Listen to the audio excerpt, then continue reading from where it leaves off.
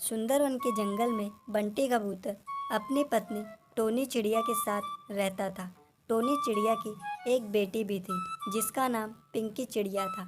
पिंकी चिड़िया स्कूल पढ़ने जाती थी और उसका पिता बंटी कबूतर सेठ कड़कनाथ के पास काम करने चला जाता था और टोनी अपने घर का सारा काम कर लेती थी। सेठ कड़कनाथ बंटी कबूतर से अपने खेतों की सफाई करवाता था।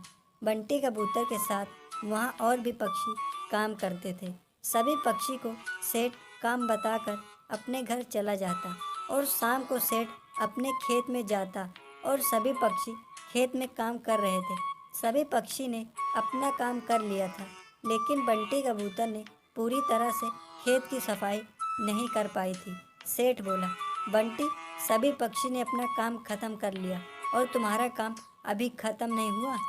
सेठ जी, मैं सफाई कर रहा था और हवा चली जिससे कूड़ा फिर से फैल गया और मैं उसे इकट्ठा कर रहा हूँ। सेठ बोला, सभी कूड़ा इकट्ठा कर लेना, तभी तुम यहाँ से जाना। सभी पक्षी वहाँ से चले जाते और बंटी कबूतर पूरा खेत साफ करके सेठ के पास गया और बोला, सेठ जी, मैंने पूरा खेत साफ कर दिया, मुझे मेरे पैसे दे दीजिए। सेठ पैसे दे देता है और बंटी कबूतर अपने घर चला जाता है।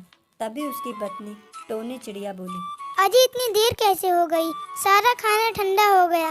अब मुझे सारा खाना फिर से गर्म करना होगा। टोनी, आज मैं खेत की सफाई कर रहा था और 4:30 बजे काम खत्म कर दिया था।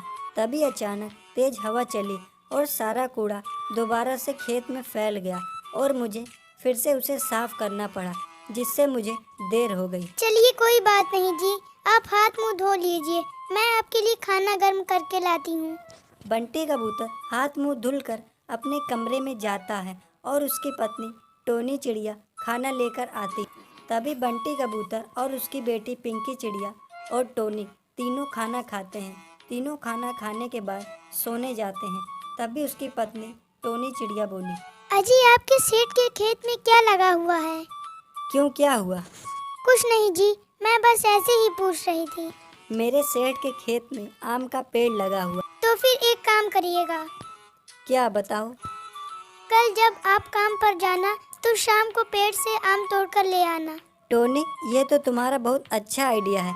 मैं कल आम तोड़ने जाऊं ताकि सेठ मुझे काम से निकाल दे, उसके बाद आम खाएं हम दोनों मिलकर। अजी, आप गुस्सा हो गए।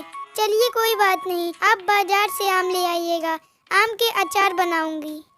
बंटी बोला, पहले तुम मुझे सोने दोगी, तभी मैं कल जाऊंगा। अच्छा ठीक है बाबा, चलिए हम लोग सो जाते हैं। अगले दिन सुबह होती है और बंटी कबूतर खेत में चला जाता है। सभी पक्षी खेत पर काम कर रहे थे, लेकिन कालू कौवा वहाँ काम नहीं कर रहा था। तभी बंटी सेठ से बोला, सेठ जी, कालू कौवा दिखाई नहीं दे रहा। सेठ बोला, बंटी, कालू पर किसी ने जादू टोना कर दिया है, इसलिए वह आज काम पर नहीं आया।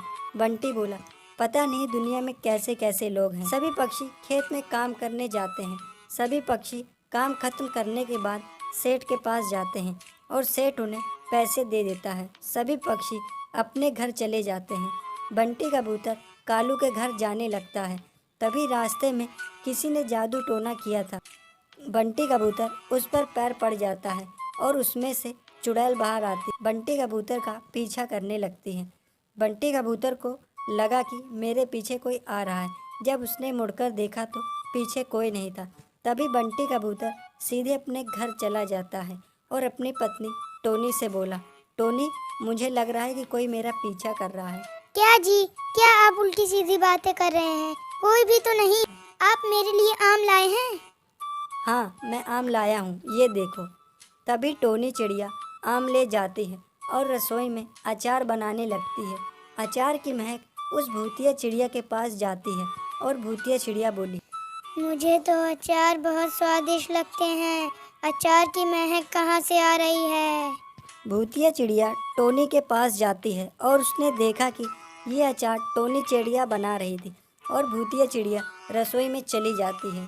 टोनी चिड़िया अचार बनाकर बाहर आती है और अपने पति से कहती है, अजी, आप हाथ मुंह धुल लीजिए, आज हम सभी अचार रोटी खाएंगे।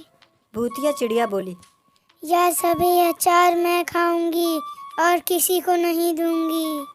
टोनी चिड़िया रसोई में अचार और रोटी लेने जाती है। उसने देखा कि रसोई में अचार नहीं है। तभी अपने पति बंटी कबूतर के पास आई और बोली, अजी मैंने जो अचार बनाए थे वह रसोई में नहीं है। तो कौन खा गया अचार? तभी बंटी कबूतर बोल, मैं अभी तांत्रिक बाबा को बुलाकर लाता हूँ, मुझे घर में कुछ ठीक नहीं लग रहा।